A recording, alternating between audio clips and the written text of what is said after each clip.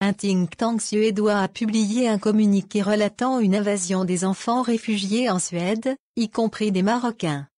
Ils sont accusés par l'Institut, mais aussi par les autorités suédoises, de vol et divers autres crimes. C'est un fait social étonnant que rapporte le Gatestone Institute. Dans un communiqué publié sur son site internet le 23 juillet, il dénonce l'arrivée conséquente de mineurs en Suède durant la dernière décennie. La raison à ce phénomène est la rapidité avec laquelle les autorités accordent l'asile aux mineurs, et le fait que ces derniers peuvent ensuite faire venir leur famille dans le pays nordique une fois en possession de la nationalité.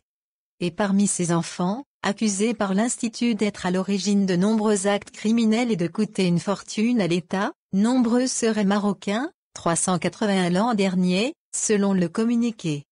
Des enfants des rues de Tanger et Casablanca ayant commencé l'usage de drogue très jeunes.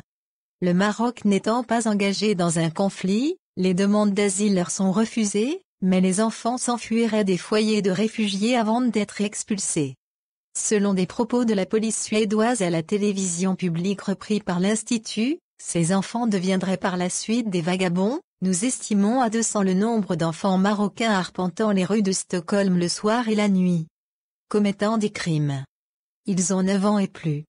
Dans beaucoup de cas ils fument du hashish et ne comprennent absolument pas les mœurs suédoises vis-à-vis des drogues. Une situation qui inquiète visiblement les autorités suédoises, qui pensent à la solution de les enfermer dans des instituts, mais ce ne serait qu'une solution temporaire. Je pense qu'un plan d'action national doit être mis en œuvre, avance Christian Frodan, l'un des policiers. Un plan d'action à l'échelle européenne serait même envisagé. Selon le Gatestone Institute, les autorités ne savent en effet plus comment gérer la situation.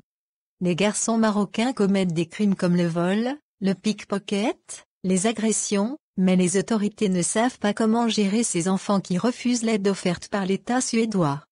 Enfin, et parce que l'aspect économique revêt toujours une certaine importance, l'Institut rappelle le coût que représentent ces enfants aux contribuables suédois, les 7000 enfants réfugiés, de Syrie, d'Érythrée, d'Afghanistan et de Somalie en plus du Maroc, ont coûté en moyenne $233 par jour et par enfant, soit 595 millions de dollars, 5,8 milliards de dirhams environ, l'an dernier.